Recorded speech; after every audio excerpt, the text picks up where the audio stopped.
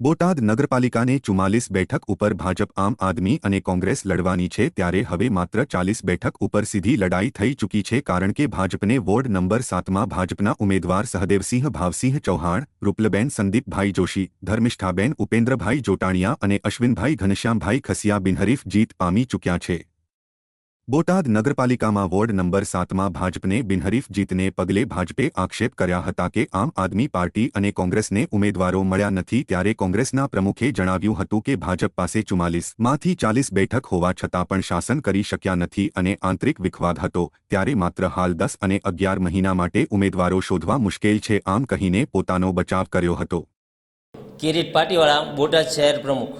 આજે ઉમેદવારી પત્ર ભરવા માટેનો છેલ્લો દિવસ હતો જેની અંદર ભાજપના 4 ઉમેદવારોએ ફોર્મ રજૂ કર્યા અને કોંગ્રેસ અને આપ દ્વારા કે અન્ય પક્ષ દ્વારા કોઈ પણ ફોર્મ રજૂ કરવામાં આવ્યા નથી, જે બદલ 4 જ ફોર્મ માન્ય ગણાણા। તે વોર્ડ નંબર 7 બોટાદ નગરપાલિકામાં 4 અમારા ઉમેદવારો વિજય થયા છે। ભીખુભા વાઘેલા, પૂર્વ પ્રમુખ, બોટાદ જિલ્લા ભારતીય જનતા પાર્ટી।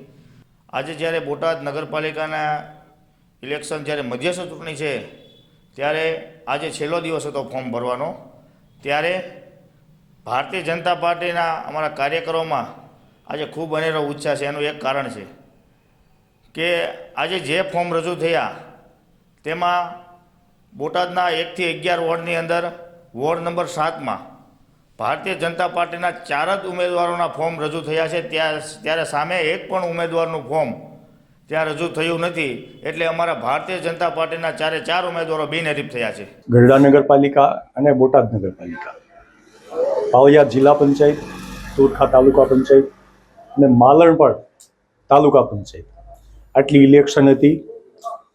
ગઢડાનું આમ જોવા જઈએ તો ગઢડાનું કહીએ તો ગઢડામાં આ વખતે સારામાં સારું પરિણામ અમને એટલે કે કોંગ્રેસ પાર્ટીને મળશે, કારણ કે ગઢડાની જનતા અમને ખોબલે ધોબલે મત આપવાની છે અને સત્તા ઉપર પણ લાવશે એવો પૂરેપૂરો ગઢડાની ઉપર અમને ભરોસો અને વિશ્વાસ છે।